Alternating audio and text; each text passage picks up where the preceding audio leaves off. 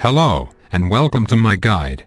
Dungeoneering is potentially one of the fastest skills in RuneScape, but only if it is played efficiently.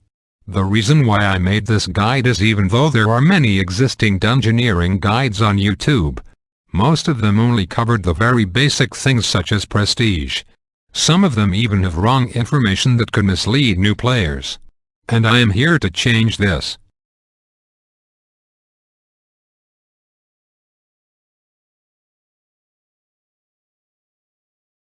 Most players nowadays want to finish each dungeon as quickly as possible, in order to maximize their XP rate.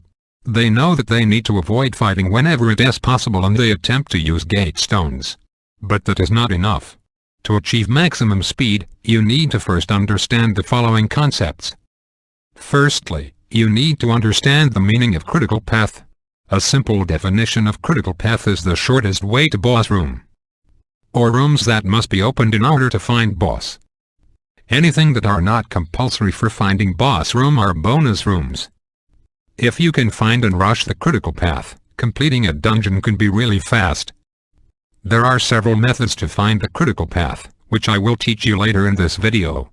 Another important knowledge is the group Gatestone, also known as GT, or GGS. It grants quick access to the location of the stone. Having the GT is like having the whole team with you. Therefore, this stone should be located on the path that requires the most human resources, which is usually the critical path. Strategies for Dungeoneering differs depending on whether you are a free player or a member. For free players, because member doors exist, you cannot open many bonus rooms anyway. Therefore, free players tend to focus on the critical path. Members, however, does not have this problem. Thus, experienced members tend to do more bonus rooms. But if you are a beginner, then I recommend you to focus on the critical path, whether you are a member or not. Last but not least, teamwork does not mean sticking together. This is the worst mistake a team player can have. Teamwork is an efficient distribution of your teammates. Teammates should be separated whenever there are multiple rooms that can be opened. The current best attack style for members is ranged. Your main weapon should be the best bow and arrow you can use. And a melee or magic weapon is your secondary weapon depending on your stats. Shadow Silk Hood and Blood Necklace are also great defensive items to bind. For free players, the best attack style is magic. Your main weapon should be Catalytic Staff. Your secondary weapon should be a two-hand, or a maul. Bindable robes as your defensive item. You might want to replace your robes with another weapon such as Catalytic Wand. If you have low Dungeoneering level, prioritize Catalytic Staff and your melee secondary weapon. Always prioritize offense over defense. Remember that earlier in the video, I mentioned a term called critical path. And remember me saying that the GT should be on the critical path in general. Map analysis is one of the methods for finding that path. In layman terms, when you are doing team Dungeoneering, the GT should go to the direction that leads to a bigger space. What do I mean by that? It is difficult to explain with only words. I am going to use several examples and hopefully you will understand what I mean. For starters, look at this map. The dungeon just started. There is a door to north and a door to south. If I am the person holding the GT, I will definitely go north. Why? Because the north side of the map is a lot more empty, implying that there are many more rooms up there, and thus needing more people to open them. As for the south door, I will only send 2 teammates to open it. Let us try another one. The red mark is the person holding the GT, and he can go east or south. Guess which direction that person should go to? That is right. If I am that person, I will go south. Not only did the south door lead to a bigger space, it is also the only door out of the many unopened doors that leads to the southern part of the map. Let us try something more difficult. Can you tell which 2 doors led to a larger space? That is right. The door at north pointing towards east is the largest. And the door at south pointing towards east is the second largest. These 2 doors should be prioritized over other doors. Now I will let you see some action. This is a large dungeon done with 3 leeches. Okay, pause. This one is obvious. That I, as the person holding the GT, should go north. My partner should check the south door.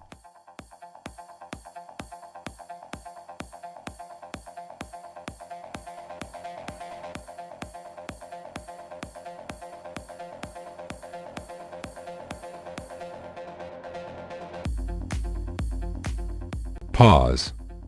There is only one door available here. However, by looking at the map, the yellow corner door pointing towards west looks a lot bigger. It is very probable that it is critical.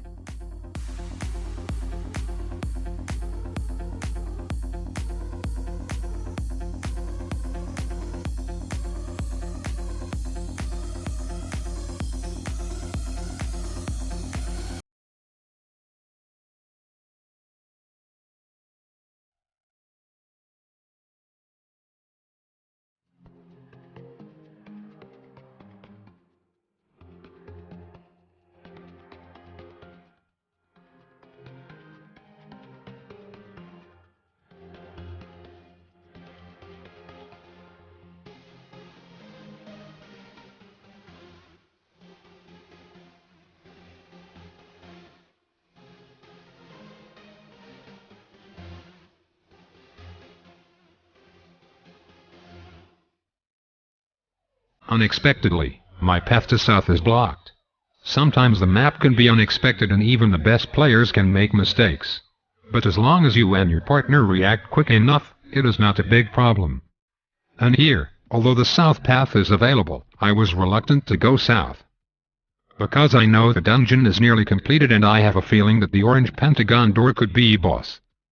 Boss room is technically a dead end. And dead ends are in small paths.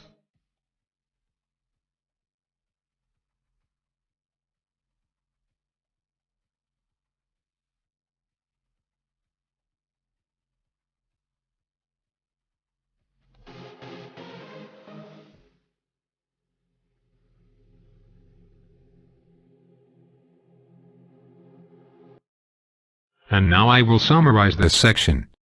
Firstly, determine the bigger space. But when you are close to the end of the dungeon, you should be more aware of the smaller spaces. This method is reliable most of the time, but not 100%. Experience and practice are required to make more accurate analysis. Skill tasks refer to doors and puzzles that requires a certain skill level to open, such as the ones you see in the pictures. Most of the time, the skill levels required for critical doors falls into a fixed range, as you can see here. For those who want to fully understand the game mechanics behind this, please continue. But if you are not interested, you can go to the next section.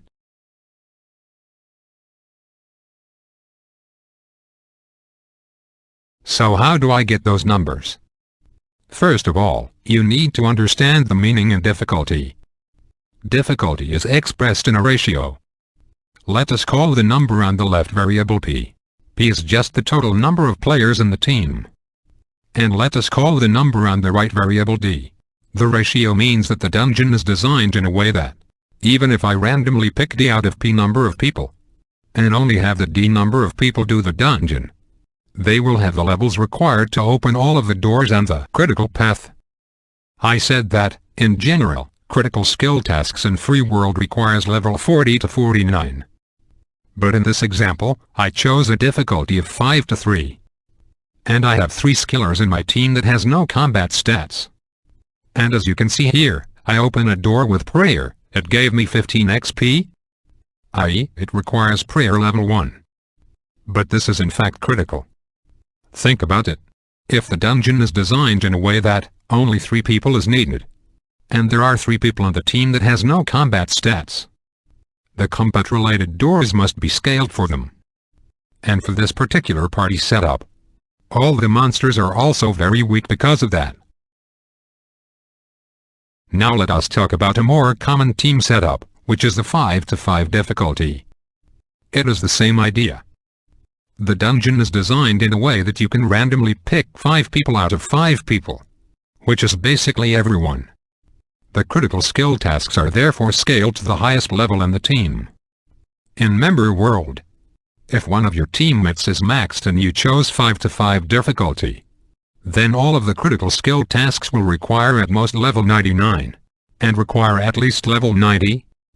In Free World, the required level is capped to at most level 49. If you understand the game mechanics mentioned earlier, you will then easily understand the game mechanics behind this section too. Fishing spots can also be used to identify bonus rooms. In Member World, when there is at least one person with fishing level 90, and the difficulty is 5 to 5, only Cave Moray and Blue Crab fishing spots will spawn on the critical path. For Free World, when there is at least one person with fishing level 40, only short fin eel and giant flatfish will spawn on the critical path. Ceteris paribus.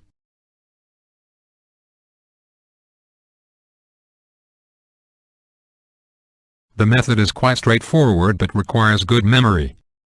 Let us start with the facts. Critical path of a small dungeon has 2 to 3 keys, and 6 to 8 rooms including home and boss. For medium dungeon, it has 3 to 5 keys and 10 to 14 rooms. For large dungeon, it has 5 to 8 keys and 19 to 23 rooms.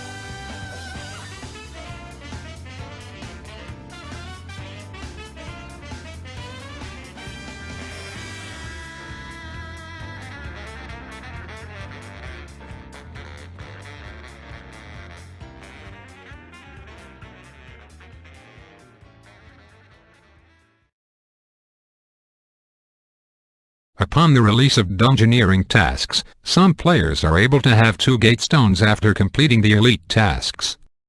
But because not everyone is able to finish those tasks, this section will assume that you only have 1 Gatestone. Also assuming that you are playing in a team of 5. In a large dungeon, there may be many doors that has not been opened, but you might find the key to open it later on in this dungeon. This is when you place a Gatestone there, so when you find the key for it, you can access to it quickly and open it. In a team of 5, you have 5 Gatestones in total. Each Gatestone should be separated so they cover a larger area of dungeon. I would say each Gatestone should cover a 3x3 area, meaning that if your Gatestone is there, you will be responsible for that area. It is rare that you don't have enough Gatestones in a team of 5. But if that really does happen, this is how you prioritize which doors to gate first. In this example, I placed my Gatestone in southwest corner. But at the same time there is a door which its key has yet to come. But it is not too far away my Gatestone, the space looks small, and it is bonus. So I decided there is no need to relocate my Gatestone. Also, if there are not many doors to gate, it is okay to be gating the same doors as your teammate. It is still better than gating nothing at all. Later on in the dungeon, that other person might need to relocate their Gatestone to other doors, or accidentally break their Gatestone. Your Gatestone then acted as a useful backup. And if you are not gating anything, or somebody else has backup for your Gatestone, volunteer to solo paths that are far away from your teammates and their Gatestones. Or volunteer to take the big paths. Let those who already placed their Gatestones to do smaller paths. This allows your team's Gatestones to cover a larger area. Gatestones also can be used to relocate the GT when needed. For example, you found a room you cannot open, or a really difficult guardian door that requires your teammates' help, or the GT is far away from the big path. Hopefully your teammates who are in that room or path can place a Gatestone there. Drop the GT on the floor and say MGT, or BGT if you are the one who needed the help. And then take the GT and teleport to the place where help is needed, so your teammates are able to come and help.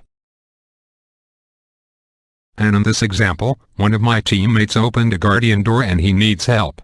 So he came and take the GT there, and some of our teammates teleports there to help him.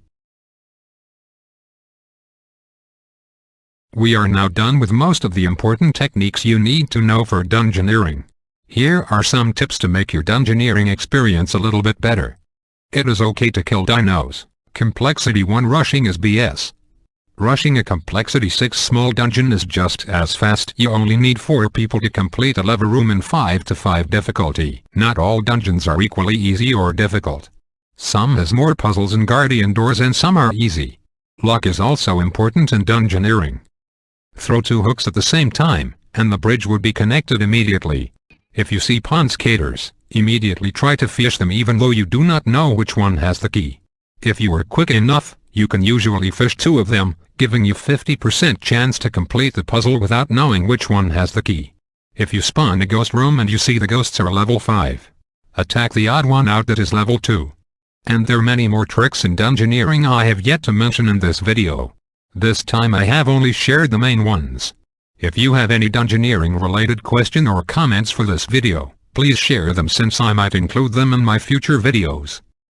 Please also feel free to visit our friends chat L0LF2P to learn more about Dungeoneering in our clan. Thank you for watching and hope to see you again soon.